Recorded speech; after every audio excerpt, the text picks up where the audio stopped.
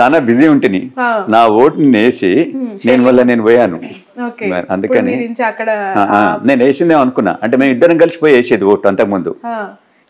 Photo మాత్రం మీ ఇద్దరిదే పెట్టారు. కాదు, నేను ఇద్దరం కలిసిపోలేదు, అది తప్పు. బట్ తన ఓటు గల్లంత అయ్యింది. అలా చాలా మందివి ప్రముఖులు చాలా మంది గల్లంత అయ్యాయి ఈసారి జనరల్ ఎలక్షన్స్ లో అని చెప్పి ఆ న్యూస్. ఇది నాకు న్యూస్. మరి అంతకుముందు మేము ఇద్దరం కలిసి వేసాం ఓటు, అదైతే definite. It's very personal question అండి. అల్లు అర్జున్ గారు అంటే యూత్ కి ఒక ఇన్స్పిరేషనల్ యాక్టర్. తనలోని వేరియేషన్స్, ట్రాన్స్ఫర్మేషన్, కెరియర్ స్టార్ట్ అయినప్పటి నుంచి టిల్ పుష్ప 2 వరకు కూడా అసలు ఎలా ప్రతి సినిమాకు ఒక మార్పు అలా చేసుకుంటూ వస్తూ ఎంతగానో అభిమానులకి ఆయన ఇంకా దగ్గర అయిపోయిన వ్యక్తి. అల్లుడిగా మీ ఇంటికి వచ్చిన తర్వాత ది గ్రేట్ మూమెంట్, గర్వంగా అసలు అల్లుడు అంటే ఇంక ఇదే అని అనిపించిన సందర్భం? డెఫినెట్. మొన్న బెస్ట్ యాక్టర్ వచ్చింది కదా, నేషనల్ అవార్డు వచ్చింది. మరి నేషనల్ అవార్డు 69 years నుంచి. అంతకుముందు హేమీలు ఉన్నారు కదా, ఎన్టీ రామారావు, నాగేశ్వరరావు, శోభన్ బాబు అని, ఇంత పెద్ద నాగయ్య గారని చాలా మంది ఉన్నారట కదా. మనం చూస్తున్నాం, నాగేశ్వరరావు, ఎన్టీఆర్ని అయితే చూసినాం కదా. వాళ్ళకి రాంది 69 yearsలో మరి అర్జున్కి వచ్చిందంటే రియల్గా మరి ఆయన ఎంత కష్టపడి ఆ ఫీల్డ్లో తను ఒదిగిపోయింది అనేది మనకు తెలుస్తుంది. సో న్యాచురల్గా అంతది వచ్చిందంటే మేమందరం ఎంతో సంతోషపడ్డాం. ఇది గర్వం కూడా, మా అందరికి గర్వకారణం. నా సన్నిలా అంత పెద్ద అంటే ఒక తెలుగు ప్రజలలో, అంటే తెలుగు ప్రజలకు ఒక కానుక ఇచ్చినట్టే కదా. 69 ఏళ్ల నుంచి నాయకులందరూ అంటే యాక్టర్లందరూ వెయిట్ చేస్తూ ఉన్నారు. నాగేశ్వరరావు, ఎన్టీఆర్, దాని తర్వాత వీళ్ళకి వస్తుందని. ఎవరికి రాంది తనకు వచ్చిందంటే రియల్లీ ఇది చాలా హ్యాపీయెస్ట్ మూమెంట్స్. ఎలా షేర్ చేసుకున్నారా? మేమందరం వాళ్ళ ఇంట్లో అందరం కలిసి హ్యాపీగా ఉండి షేర్ చేసుకున్నాం. దానికి పెద్ద ఎత్తున సినిమా వాళ్ళు వచ్చారు, మేము కూడా పోయి అందరం ఎంజాయ్ చేయాలి. మోర్ అల్లు అర్జున్ ఫ్యాన్స్ తెలంగాణలో ఉన్న వాళ్ళందరికీ మీరు పరిచయం ఉంటారు కదా, వాళ్ళు మీరు బయటకు వెళ్ళి కలుస్తూ ఉంటే ఏం చెప్తూ ఉంటారు మీకు? నేను మీరు అన్నారు కదా మా ఊర్లో అది ఓపెనింగ్కి వచ్చాడు కదా, వస్తే ఆ రోజు నేను యాక్చువల్గా అర్జున్ వస్తుండని కూడా నేను బయట ఏం పెద్దగా చెప్పలే. చెప్పకున్నా కూడా ఆ రోజు దాదాపు 25,000 నుంచి 30,000 అందరూ 30 years లోపటోళ్ళే. అసలు అన్న ఎక్కడి నుంచి వచ్చింది వీళ్ళందరూ? నేను కొత్త ముఖాలు. వాళ్ళు అంటున్నారు మేము 60 kilometers వెళ్ళి వచ్చినాం సార్ అంటున్నారు. అప్పుడు అక్కడ పోలీస్ వాళ్ళు వచ్చినారనమాట, ఆ డిఎస్పీ వాళ్ళందరూ. శేఖర్ రెడ్డి గారు, ఇప్పుడు చూడండి మీ అల్లు అర్జున్ గారు ఇంకా కొద్దిసేపు ఉంటే ఈ 25,000 మంది 30,000 మంది అది 60,000 పోతుంది. ఇది చాలా ప్రాబ్లం అవుతుంది. మొత్తం ఇది ఇక్కడ మొత్తం తోసులాట అదంతా అయిపోయి అల్లరి అవుతుంది. మీకు కష్టం, మాకు కష్టం, మేము దీన్ని కంట్రోల్ చేయలేము. మీరు తొందరగా మీ అల్లుని మీరు హైదరాబాద్కి పంపాలి అని అన్న. అంత దూరంకి వెళ్ళి వచ్చిండు కదా, జనరల్ కొంతసేపు ఉంటాడు. మా ఊర్లో కూడా రాలేదు. అది ఎస్టాబ్లిష్మెంట్ రోడ్డు మీద చేస్తా ఉన్నాం, ఫంక్షన్ హాల్. సో ఊర్లోకి పోదాం అనుకుంటాం కదా న్యాచురల్గా. వాళ్ళు అన్నారు సార్ పోతే చాలా కష్టం సార్, మీకు తర్వాత మీకే బాధ అవుతుంది. ఎందుకంటే ఇంతమంది యూత్ వీళ్ళు మేమేం కంట్రోల్ చేయలేము. ఒకసారి మీదికి ఆ రోజు అల్లరి అనుకోరాదిరి. సో అది మేము అనుకున్నాము. బట్ అనిపించిందా అందరు అత్తమామల కళ్ళుని ఇంటికి తెచ్చుకోవడం ప్రాబ్లం అయితే ఇక్కడ పోలీసు వాళ్ళు ఇంటి నుంచి బయటకు పంపినట్టు? అది ఏం చేస్తాం మరి అనిపించింది ఆ రోజు అల్లు అర్జున్ గారిని తొందరగా అనుకున్నాం. అదే ఇక తను కూడా అన్నాడు, మామయ్య నేను ఎక్కువసేపు ఉంటే మీకు కష్టం ఉన్నాం, మాకు కూడా కష్టం. ఎందుకంటే వాళ్ళందరు ఫ్యాన్స్, మనం ఏం అనలేము. ఇది అంటే బ్యారికేడ్స్ అవన్నీ ఉండవు కదా. బ్యారికేడ్స్ కూడా చేసాము. బ్యారికేడ్స్ విదిన్ 2 వాళ్ళు అసలు 10 minutes తీసి అవతల పడేశారు. మేము దానికి ఎంతో బ్యారికేడ్ చేశాము. విఐపీస్ కని ఒకటి చేశాము. వాళ్ళందరూ వచ్చేటోళ్ళ కోసం బయట శామ్యానాలు వేసాము, బయట టీవీలు పెట్టాము. ఎన్ని పెట్టినా కూడా వాళ్ళు అసలు దగ్గరికి చూడాలి ఓ అని మొత్తుకొని. What is nature of Allu Arjun అంటే ఏం చెప్తారండి మీ మాటల్లో? Very active. అసలు యాక్టివ్ అంటే చెప్పనక్కర్లేదు. యాక్టివ్కు 100% ఆయనని మనం అనుకోవచ్చు. అంత యాక్టివ్ ఉంటాడు.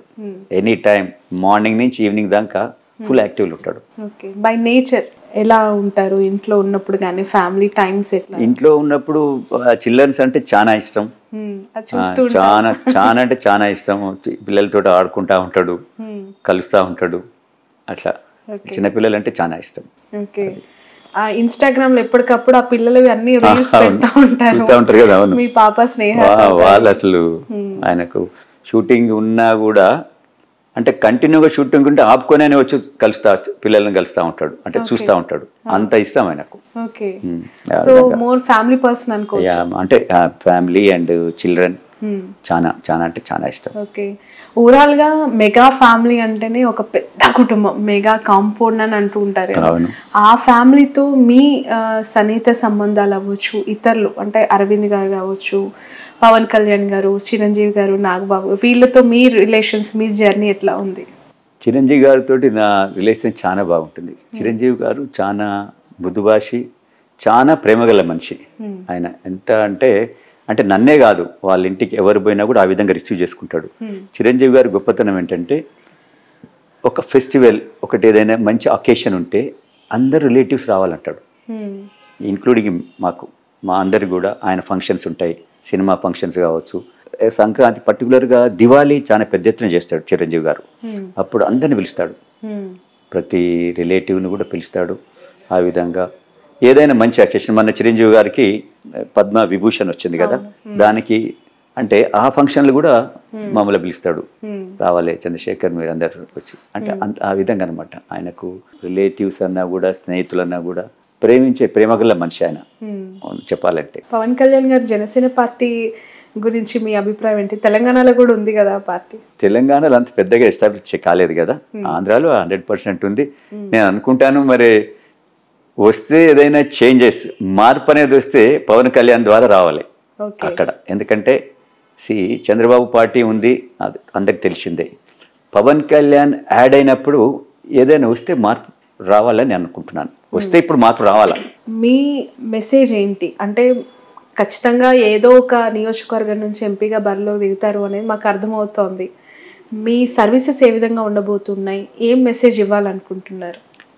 నా సర్వీసెస్ చూడండి, ఈరోజు హైదరాబాద్ మెగా సిటీ అయింది, దాదాపు 1 crore అబవ్ పాపులేషన్ ఉంది. ఇంతమందికి ఏ విధంగా రీసోర్సెస్ వాళ్ళకి ఏ విధంగా మనకు ఉండాలి, డ్రింకింగ్ వాటర్ కావచ్చు, రోడ్ నెట్వర్క్ కావచ్చు, స్కూల్స్ కావచ్చు, హాస్పిటల్స్ కావచ్చు, ఇది ఒక ప్లానింగ్ తోటి పోవాలి. ఈరోజు చూడండి, మన హైదరాబాద్లో గచ్చిబౌలిలో 40 అంతస్తుల బిల్డింగ్ వస్తుంది, రోడ్ అదే 40 story బిల్డింగు. అక్కడి నుంచి ఎన్ని కార్లు బయటకు వస్తాయి? ఒకే బిల్డింగ్ వస్తలేదు కదా, రోడ్డుకు ఇరువైపులా వస్తున్నది.